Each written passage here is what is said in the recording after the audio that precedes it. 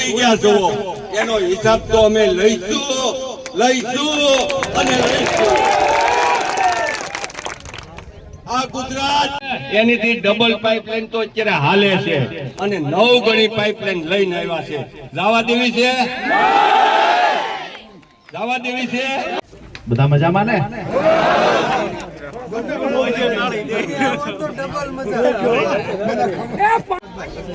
જે આયોજન કરવામાં આવ્યું અને ખૂબ લાંબા સમયથી દિલીપભાઈ હોય, જયદીપભાઈ હોય, તેર ગામના સરપંચો અને આખી સમિતિ જે મહેનત કરી રહ્યા છે અને મહેનતને પરિણામ સુધી લઈ જવા માટે થઈ અને મોટી સંખ્યામાં હું અગાઉ આવ્યો ત્યારે પણ આ તેર ગામમાંથી ખેડૂતો, પશુપાલકો અને ખેત મજૂરી સાથે જોડાયેલા લોકો મોટી સંખ્યામાં હાજર હતા. આજે પણ મોટી સંખ્યામાં અહીંયા ખેડૂતો ઉપસ્થિત છે. તો આ લડાઈમાં હું રાજુ કરપડા કાયમી માટે અગાઉ પણ કહી ગયો તો આજ પણ કહેવા આવ્યો છું કે આ લડાઈમાં પરિણામ સુધીની લડાઈ જે પણ લડવાની થાય એમાં રાજુ કરપડા તેર ગામ પગલા સમિતિની સાથે છે. અહીંયાથી ગયા પછી અમુક નેતાઓના નેતુડીઓના વિડીયો જોયા. એમને એવું કીધું બહારથી આવેલા લોકો અહીંયા આવીને ગુમરાહ કરે છે. બહારથી લોકો ત્યારે આવવું જોઈએ તમે માઈક આંગલા થઈ ગયા. બીજી વાત કે કોઈ એવું કહેતું હોય કે અહીંયા રાજકારણ કરવા આવ્યા છે, આજે જાહેર મંચથી કહું છું કે હું કોઈ પણ પાર્ટી સાથે ભલે જોડાયેલો હોય પણ એક ખેડૂતના દીકરા તરીકે આજે આ ખેડૂતોની લડાઈમાં સાથે છું અને આવનાર સમયમાં ભાજપના નેતાઓને કહીએ છીએ કે ધાતરવડી 2 માંથી રાજુલા જાફરાબાદને પાણી મળે એ વ્યવસ્થા કરો અને ધાતરવડી 1 માં ખેડૂતો 3 સિઝન લઈ શકે એટલું કાયમી ખેડૂતો માટે પાણી રાખો. રાજુ કરપડા તેર ગામમાં ભાજપનો પ્રચાર કરવા તૈયાર છે. તૈયાર હોય તો આવી જાઓ સામે. રાજકારણ છોડી દો. હું મારી પાર્ટીનો ખેસ ફેંકીને ખીતીએ ટીંગાડીને આવું. તમારામાં તાકાત હોય તો ખેડૂતો માટે બહાર આવો.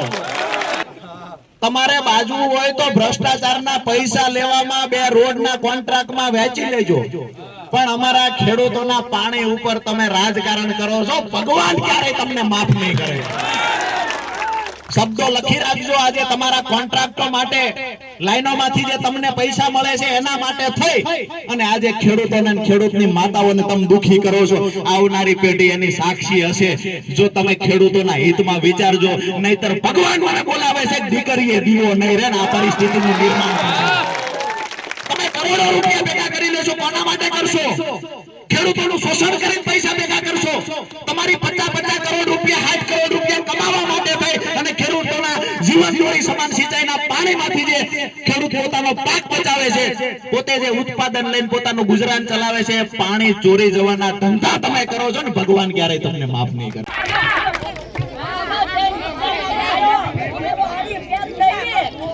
અમારી જિંદગી કેમ લેવા જાય?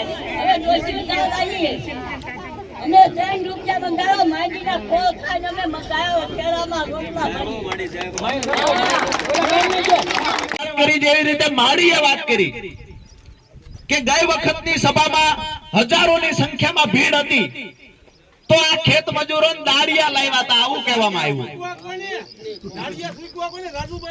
આજે અમારી માડીએ કીધું અહીંયા કે જો તમારામાં માણસ ઓળખવાની તાકાત હોય, જો તમે ખેડૂતોને ઓળખી શકતા હોય, જગતનો બાપ કોણ હોય ને કેવો હોય તમારે જોવો હોય તો એક વખત અહીંયા આવી જાવ. અમે તમને બતાવીએ જગતનો બાપ કોને કહેવાય ને જગતની માં કોણ છે. વાતો કરે છે પોલીસને આગળ કરીને. આજે અહીંયા જે આ દાદા ઉભા છે મારી બાજુમાં, આ જે નેતાઓ છે ને એના બાપ દાદાઓને 60 વર્ષે ટેકે હાલવું પડે, પગના 3 ઢીસણના ઓપરેશન થઈ ગયા હોય. આ અમારા ખેડૂતનો દીકરો 75 વર્ષે એક પગે આયા ટોલી ચડી જાય છે. કારણ કે આને પેટમાં અનીતિનું કાંઈ નાખ્યું નથી, ભ્રષ્ટાચારના પૈસા નાખ્યા નથી. મને તો સાંભળવા મળ્યું કે અહીંયા ચૂંટાયેલા 1-2 નેતા ઘંટીઓમાંથી કમિશન લે છે. દુકાનોમાંથી, લાઈનોમાંથી, રોડમાંથી આ બધું લેતા હજી એમના પેટ પૂરા થતા નથી, પેટ ફૂલ થતા નથી. તો નાની નાની દુકાનો હકાવતા હોય એને એક મહિને 2000 રૂપિયા આપવાના છે. મારી વાત સાચી આ કે ના? એને કેવા આવ્યા છીએ કે આ વખતે ખોટા ઠેકાણે ભરાઈ ગયા છો. તમે એવું સમજો છો પોલીસને આગળ કરશું અને ખેડૂતોનો અવાજ દબાવી દઈશું. યાદ રાખજો જે દિલીપભાઈએ વાત કરી એ વાતને હું આગળ પણ દબાવું છું. અને અહીંયા મંચ પર ઊભા થયા પહેલાય કીધું છે ને એ દિવસે કીધું છે કે રાજકીય વાત કરવા માટે રાજુ કરપડા આવ્યો નથી. મારી પાર્ટીની કે મારી રાજકીય નેતાગીરીની વાત કરવી હોય તો ચૂંટણીઓમાં કરશું.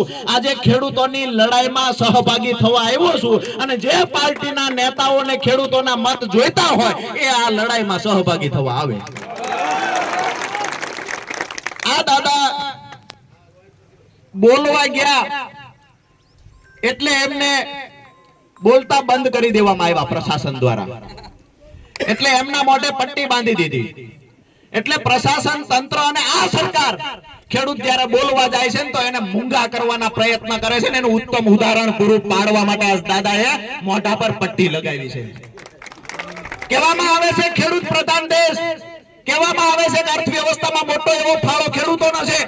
પણ આ જગતના બાપનું બિરુદ જેને મળ્યું છે એ જગતનો બાપ આજે પાણી માટે આઝાદીના 77 વર્ષ પછી ભીખ માંગે છે.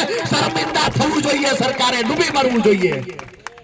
જ્યારે બોલવા ગયા દિલીપભાઈ, જયદીપભાઈ જેવા આગેવાનોએ ખેડૂતોને આગળ આવીને કહ્યું કે ના બોલો આ પ્રશાસન સામે, તો પોલીસને આગળ કરીને બંદી બનાવીને સાવરકુંડલા સુધી લઈ જવામાં આવ્યા. એટલા માટે આજે આ બંદી બનાવ્યા છે દાદાને.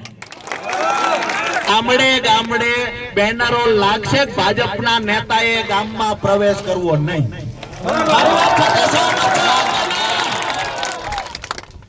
બીજી વાત કે તમે એવું સમજતા હોય કે 150, 200, 300 ખેડૂત અહીંયા બોર્ડ ઉપર સાવણી નાખીને બેહીરે તમે આ લાઈન નાખી દેશો. એ પણ તમને ચેતવવા આવ્યા છીએ કે 5 દિવસમાં નિર્ણય લઈ લેજો. બાકી આવનાર સમયમાં આ 13 ગામ પગલા સમિતિ અહીંયા જે દાતરવાડી ડેમના જે લાભાર્થી ખેડૂતો હતા એને જે અન્યાય થયો છે એ અન્યાયોની ડિઝાઇન કરી મોટું બેનર બનાવી આવનાર સમયમાં જ્યાં જ્યાં ચૂંટણી આવશે ત્યાં આ ખેડૂતો, આ સમિતિના લોકો ત્યાં ભાજપ વિરુદ્ધમાં પ્રચાર કરવા જશે. મારી વાત સાથે સહમત છો?